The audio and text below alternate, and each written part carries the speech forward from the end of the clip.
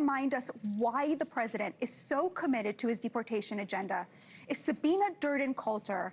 Sabine immigrated legally to the U.S. from Germany, but tragically lost her only child, Dominic, to an unlicensed illegal immigrant driver in 2012.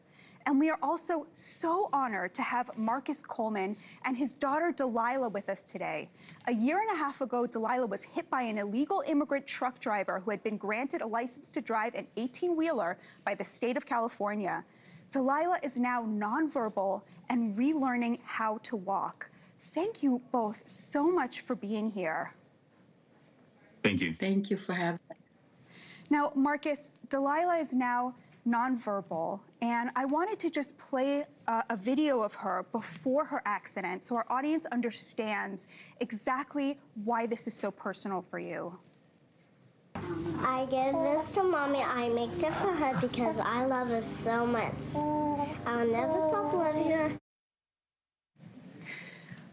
Marcus, tell us about what happened to your beautiful daughter. She was involved in a semi-truck accident, and she was actually on her way to her stepdad's house in Victorville to go swimming. And the truck came back, or the truck ran through a construction site where traffic was stopped. He failed to stop. So the semi-truck went through 6 other vehicles, her vehicle being the first vehicle that got hit. And she had to get airlifted from the car accident site about 40 miles south to Loma Linda, where she was in a coma for about 3 weeks. And she stayed in the hospital for about 3 months. And Sabina, tell us a little bit about what happened to Dominic. Well, Dominic was my only child, my best friend, and he was 30 years old, working for the dispatch center of the Riverside Sheriff's Department. He was on his way to work on his motorcycle. It was 5:45 a.m. when an illegal alien with his unregistered, uninsured, he had no license, truck turned in front of my son's motorcycle, hit him almost head on, and killed him instantly. And he was trying to flee, but there were 2 Marines behind Dominic to see this horror scene, and they stopped him. Thank you both so much for being here. Marcus, I imagine you've seen the footage of Renee Good and Alex Preddy's deaths, and I'm wondering, what was your reaction to them, and how do we come together as a nation in this moment? I think that there's a lot more going on that a lot of people don't understand. I think right now there's a lot of bandwagon jumpers. I think there's a lot of people that are trying to fight for a fight that they have no idea what's going on. I sat there and I've told people hundreds and hundreds of times, if somebody was living inside your house without your permission, if somebody came inside your house and started destroying your house or started, raising up your living costs and started eating all your food and basically taking all your resources from you and didn't contribute back, what would you do? And the answer is always the same. They would kick them out.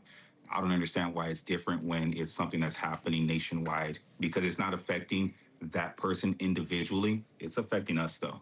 Mm-hmm. It's affecting Sabine. It's affecting a lot of people. It's just our voices are a lot smaller because people don't understand it. So I think people need to understand the true severity behind it. They want to have the American dream, but they don't want to go the correct route, and they robbed my daughter of her American dream. And now she's living. I just want to put up a GoFundMe that you have to help with Dalilah's care. We have an image of that that we can pull up. We'll pull it up in a minute so that people know how they can help you to care for Dalilah. There is the GoFundMe there.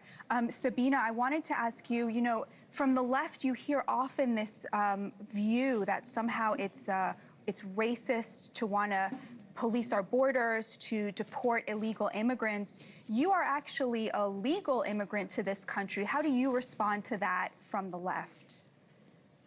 Yes, ma'am. It took me 6 years to get my certificate, and I was a proud American. I earned it, and that's all we ask for. Like Marcus said, and Marcus, my heart goes out to you and your family. I cried when I first saw it. Does everybody have to lose a child or have an injury like Dalilah have costs because we spend about $150 billion on illegals per year. And Obama, it's so rich how he talks now. And he awarded Tom Homan, who's been a close friend of mine, a medal for his service. And now all of a sudden, it's these screeching women and guys out there that most of them, like Marcus said, don't have a clue what's even going on, but they just go along insulting us victims and deeply hurting us all over again while they screaming for illegal aliens that committed crimes, pedophilia, sex trafficking, murder, whatever it is. What is wrong with people? We have laws, and if you want to change laws, then do that. But as long as the laws are on the books, ICE and Border Patrol and our other law enforcement have a right to remove. And it would take one ICE agent or two to pick him up from jail if the sanctuary cities and states would work with them. But now it takes 16, then you have 30 nutcases out there in their cars with their whistles, constantly approaching them, and they have to fear for their life. So my simple idea is no open borders, no sanctuary cities, no sanctuary states, and we will have no more crime by illegal aliens. And we save a lot of money that could help Dalilah because she's going to have a long road ahead, and the family needs help. So I'm blown away how people can side with criminals. That's the minute you come into our country illegally, you are a criminal. You don't have to do anything additional. You are a criminal and you have to be deported. And there shouldn't be amnesty, and none of that should even be talked about. Now, Marcus, we all saw the photo of that little boy with the blue hat who ICE had in custody because his father ran away.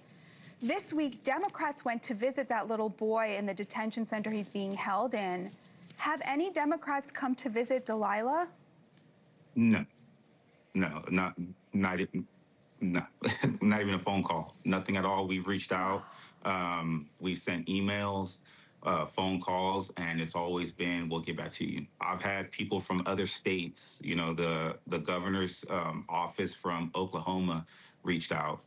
You know, and Indiana reached out. We actually went on a ride along, I guess you could say, with the DHS and ICE in Indiana. And we took Dalilah out there so that way they could see her, they could understand the reason why these tracks are being ran right now. It's just one of the things. Going back on what you're saying right now, you know, there's a lot of people who don't understand what's going on. My daughter's school today, for instance, is doing a walkout. And I mean, you're talking 15-year-old, 16-year-old, 17-year-old kids. They have no idea why they're walking out. But for them, it's a free day at school. It's a day where they don't have to go to class. So, of course, they're going to join. They don't understand the fight, though.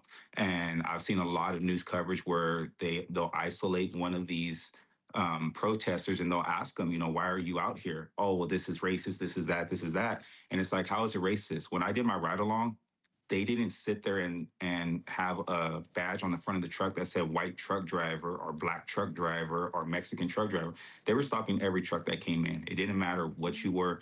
They ID'd them and then they released them, or they ID'd them and they detained them. It was just that simple. And to be honest with you, very, very, very few were Mexican. There was a lot that were from from Europe or from Canada or from other countries that a lot of people haven't even heard of. You know, so it has nothing to do with race. It has to do with the fact that people are here illegally. They're causing havoc. They're causing mayhem. They're disrupting lives. You know, and it's one of the things where us as citizens, we need to stick together. The same way you and your family would stick together to stop an intruder from coming into your house, you need to stick together and stop intruders from coming into the United States. It's just that simple. There's no way around it. You wouldn't let somebody illegally go into your house and then call the police and then have your neighbor stop the police from going into your house to retrieve this person. Why are you stopping ICE from coming in here and retrieving the people that are here illegally? Yeah, and Marcus, you're a truck driver, and you, what you're pointing to right now is, I think, very important, because the left is now trying to say, oh, we'll meet you halfway. Okay, you can deport the most violent criminals, you know, the worst of the worst. But actually, can you please explain to our audience why the mass deportation aspect of people who are here illegally is important from the point of view of a working class person, a truck driver, who is now forced to compete with illegal drivers in your industry? So the way that it works and the way that I've seen it work is the majority of people who are here illegally will live inside households that contain 3, sometimes even 4 families inside there. So for myself, I have a single income household. I'm the one that makes the money. So I have to make a certain amount to make my bills pass every month. I have no choice but to do that, or else I start losing things. When you have 4 families living inside households, you can go to work for a lot cheaper because you have 3 other families that are picking up the slack. Therefore, when trucking rates are at 50 cents a mile or 60 cents a mile, and I have somebody else who's willing to cover a quarter of the rent, and I only have to pay a quarter of the rent, I only need to make a quarter of the money now. I don't have to work for 50 cents a mile. I can go work for 30 cents a mile. Therefore, I'm taking somebody else's seat, somebody else's position, truck driving, because I'm giving the owner of the trucking company a much better deal. So there's a lot that goes on. And it's not just in the trucking industry, it's in construction, it's in farm, it's in everything. There's no shortage of American workers at all. There's a shortage of companies that are willing to pay an American person. They want to sit there and pay less so that way their profits are higher. But the minute something happens, they don't want the responsibility of them hiring that illegal person working if something goes south or something goes wrong, whether it be his credentials, whether it be his knowledge, whether it be the fact that he wasn't supposed to be driving. I feel that anybody who hired anybody is responsible for that person.